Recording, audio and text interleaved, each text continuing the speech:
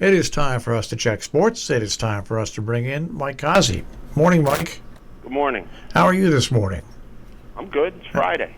It is Friday. That's right. TGIF. Thank God it's Friday. So, we sit here on Friday, and some things happened yesterday which I don't understand because it doesn't make sense salary-wise. The Buffalo Bills, who have their starting quarterback, the kid plays really good. They signed Mitchell Trubisky as a backup quarterback. That's not a bad signing because he stinks. He can't make much money. But that's the whole thing. He's a lot like Backup. Scott. He's like Scott Bruner. He can have a real good half. Scott Bruner was better than him. You're probably right, but Bruner could have a really good half and then just fall apart. But anyway, so Trubisky is there, and I guess who did they sign? The Bears. I don't know. Yeah. Anyways, I don't pay attention to football in March. Okay, Andy Dalton. The Bears signed Andy Dalton. Okay. So anyways, well Andy Dalton. Yeah. The guy that used to play for the Bengals. Yeah. To start or to be a backup. I would think it's got to be the backup. He didn't have he was injury prone as a starter. He was injury prone as a starter. Yeah, he had the severe case of eye stinkitis. Yeah. And he was a number 2 pick, which happens more often than not in the NFL when somebody's picked really high. Not as bad as the number 1 pick by the Chargers. Who would they pick that time? What was his name? Oh, God. Yeah, he didn't even play a game. Yeah. He didn't even play a game. You're right. That's the all-time bust. Even Tony Mandrich was better than that. All right. Let's stay with football one more time. Okay. Houston Texan quarterback Deshaun Watson accused of his 3rd sexual assault. Yeah, this is not. This is what happens. It's allowed. It's okay. It's not. No, I've got a feeling he's not going to be playing football for a while. He shouldn't be playing football. He should be in jail. Well, you got to be convicted first. Now you can just. When you got a whole bunch of people saying you did it, you probably did it. Probably, but you still have to wait. What they should do, they should put him on suspension until the charges are resolved. That would make sense, but it's the NFL. No freaking logic. Even Major League Baseball did that with that pitcher for the Yankees. They put him immediately on suspension, and then they made him serve a whole year off when the charges were finalized and found to be true. The NFL's a different animal. You just gotta get over that and move on. I mean, but then again, what the heck? Or go to jail. Love watching Major League Baseball. I watched a bunch of games again. I hate these tie games and these 7-inning games, though. I like to watch the full games, but it makes me feel good watching baseball, so I'll take it. Yeah, there's a bad baseball story out there too, though. Which one is that? I used to root for the Red Sox. Yeah. Can't do it no more. Why would they do? Baby James is part owner of the Red Sox. Who? LeBron James. Oh wow, part owner. Yeah. Red Sox fans must love that.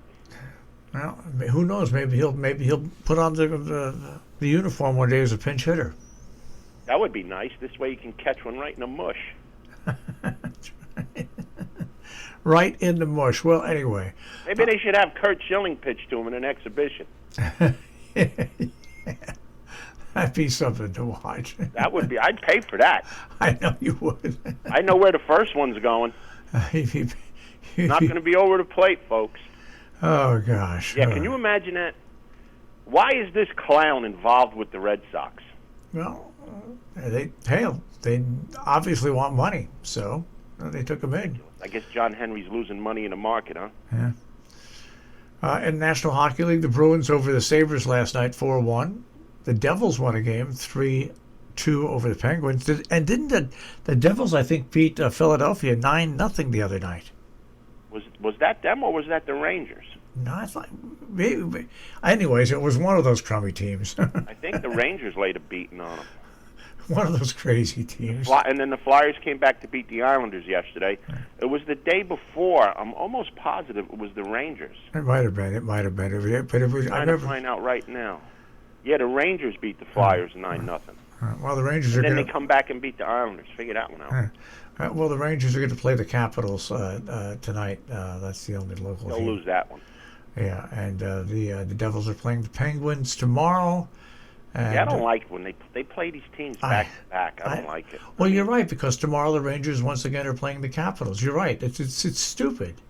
I don't know. At least they're playing. Yeah. Hey, the Knicks beat the Magic 94-93. Well, anyways, that's enough of that type of sports. Do you have any races on tap for this weekend for us? Yeah, a lot of fairgrounds every weekend this weekend. Every weekend for the next 4 weekends. There's a major prep for 3-year-olds. This week it's in Louisiana. Next weekend it's at Gulfstream with the Florida Derby. Then it's the Bluegrass at Keeneland. Then the Arkansas Derby at Oakland. So for the next 3 weeks, including this weekend, there's some nice cards going on. Tomorrow we're going to start at the back end of the fairgrounds card. The 12th race is the Muniz Memorial. It's a mile and an eighth on the turf. It's the 12th race. Post time is about 4:45 our time. Couple horses I'm looking at here. The 3-horse Captivating Moon, which made my day, my weekend. Last time he ran, which was LeCompte weekend, in the prep for the Louisiana Derby. All he did was win at 43-1. So this horse, he's cross-entered in a dirt race tomorrow. So see where he is and look at the track condition. But Captivating Moon's a horse you need to pay attention to if he's in this race. The 2 horses I'm definitely looking at, one is way on the outside, Pixelate.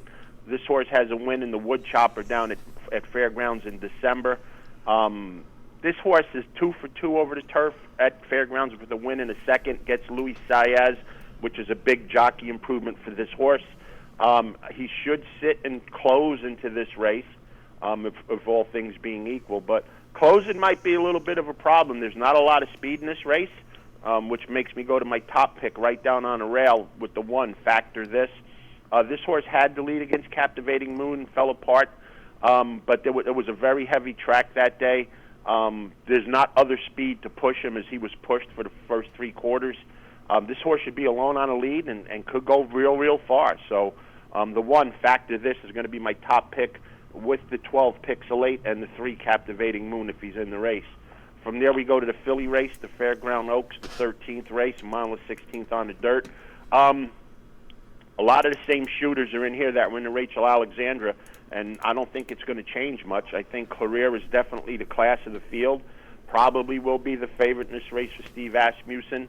Off the last win, this horse should be the favorite, but I don't think should be favored much more over Brad Cox's runner. Cox has 1 million horses this year. Good for him. He's a good young guy, and it's better to hear Cox than Baffert and Pletcher. So Clarier's going to be there, and the 8-horse, Cox's horse, Travel Column, will be there. And you always got to look for a new face in the crowd, and the new face here is the 4-horse, Little Tootsie, trained by Tommy Amos. This horse jumps right into the deep water off an optional claiming win. Before that, a maiden special weight. So this horse is 2 for 2 the last 2.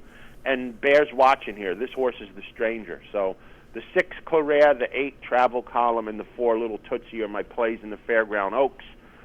Brings you to the big race of the weekend. The Louisiana Derby. Post time here is 6:45 our time. 8 horses land up in here. Mandaloon is the class of the field. Again, Brad Cox. This horse ran 3rd in LeCompte, had some travel problems there, being wide on both turns. Got a better trip last time, showed it. Nice and strong in the stretch. Won the Risen Star handily, in my opinion. Coming off a nice work on March 13th. Everybody has to beat Mandaloon in this race. Other horse coming out of the same race in the Risen Star who won the LeCompte is the 7, Midnight Bourbon. So the same shooters coming at each other here again, the 6 and the 7, Mandaloon and Midnight Bourbon. But one horse you need to watch here is, again, the stranger. Hot Rod Charlie for Leanne Morrow comes in from California. Rosario comes with the horse. This horse ran 2nd in the Breeders' Cup Juvenile to Essential Quality. Essential Quality is the 2nd early favorite in the Kentucky Derby and only got beat by 3/4 of a length. Was off till the end of January. Ran a respectable third in the Lewis, getting beat third by only a neck. This horse ships in, looks real good in this spot. So I'm going to give Hot Rod Charlie the chance to upset the usual faces down in Louisiana. So we're going to go with the 5 Hot Rod Charlie over the 6 Mandaloon and the 7 Midlight Bourbon. Watch for Mandaloon. If he runs big in this race, he's going to be a force to be reckoned with in the Derby. So a lot of good racing at the fairgrounds this weekend. All right. Well, I want you to have a good weekend. Enjoy it. I hope so. Cash and tickets makes it good. And the weather's going to be nice, and enjoy the weekend, and we'll check with you on Monday, see what happens. I hope it's warm enough to sit outside at the track and smoke a cigar. I'm tired of wearing a mask. I think it is. I think it's going to be around 60 degrees. That's warm enough for me. As long as you're in the sun, absolutely. Yep. All right, Mike, have a great weekend. You too, guys. Mike Cozzi with a check on sports this morning here on the Breakfast Club on Robin Hood Radio.